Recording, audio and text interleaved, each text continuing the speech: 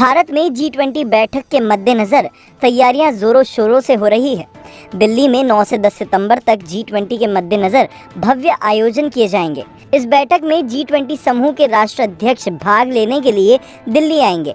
ऐसे में लोगों के मन में एक सवाल ये आ रहा है कि क्या 8 से 10 सितंबर के बीच राजधानी दिल्ली बंद रहेगी?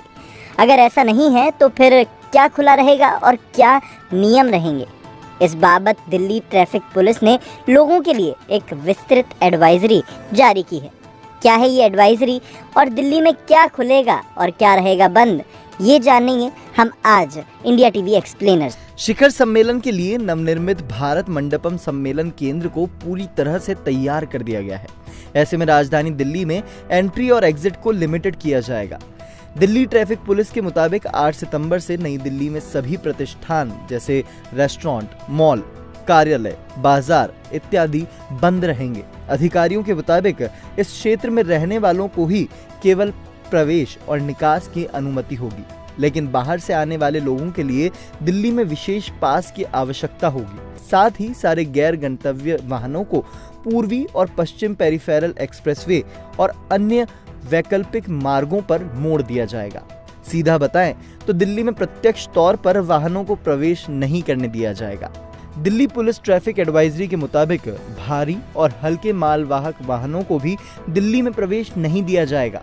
हालांकि आवश्यक वस्तुएं जैसे फल, दूध, सब्जी, चिकित्सा आपूर्ति से संबंधित वस्तुओं को ले जाने वाली वाहनों को दिल्ली में प्रवेश करने की अनुमति रहेगी। आपातकालीन सेवाओं के लिए भी किसी तरह की मनाही नहीं है।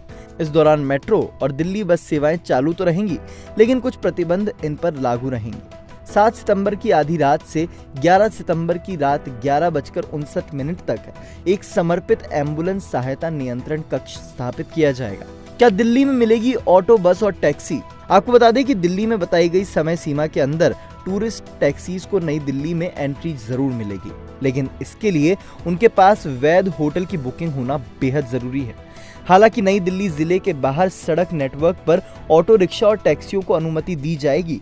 वहीं दिल्ली में रह रहे लोकलाइट्स ज्यादातर व्हीकल्स और जरूरी सेवाओं से जुड़े लोगों को अपनी पहचान साबित करने के लिए रिक्वायर्ड डॉक्यूमेंट्स लेकर जाने होंगे। साथ ही बसों को दिल्ली की सीमाओं की ओर सड़क नेटवर्क पर संचालन की अनुमति नहीं है। उन्हें रिंग रोड और रिंग रोड से आगे दिल्ली से दूर रखा जाएगा।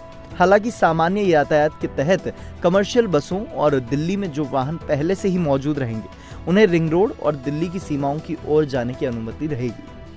क्या दिल्ली मेट्रो चलेगी?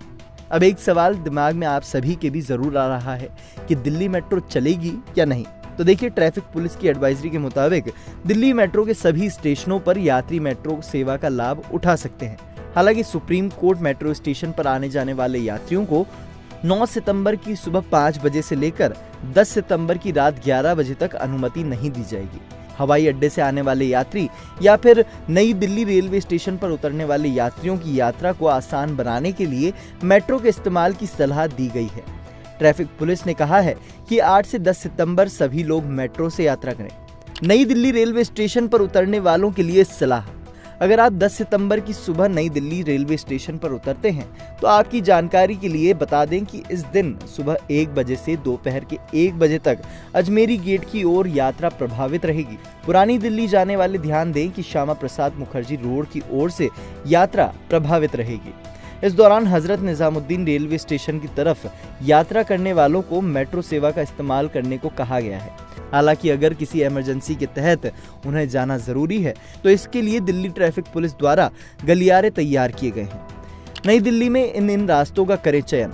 दिल्ली ट्रैफिक पुलिस द्वारा वैसे तो यात्रियों से रिक्वेस्ट की गई है कि वो नियंत्रित और विनियमित क्षेत्रों में यात्रा करने से बचें, लेकिन अगर जाना बेहद जरूरी है तो इन मार्गों के जरिए ही यात्रा करें, ताकि उन्हें किसी तरह की दिक्कत का सामना न करना पड़े और वो फंसे नहीं।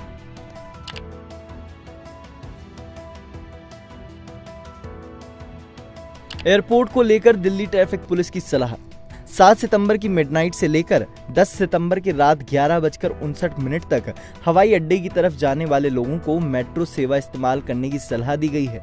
लोगों को एयरपोर्ट एक्सप्रेस लाइन यानी कि ऑरेंज लाइन का इस्तेमाल करने की सलाह दी गई है। उम्मीद करते हैं कि इस पूरी जानकारी से आपको आने वाले कुछ दिनों के लिए दिल्ली की सारी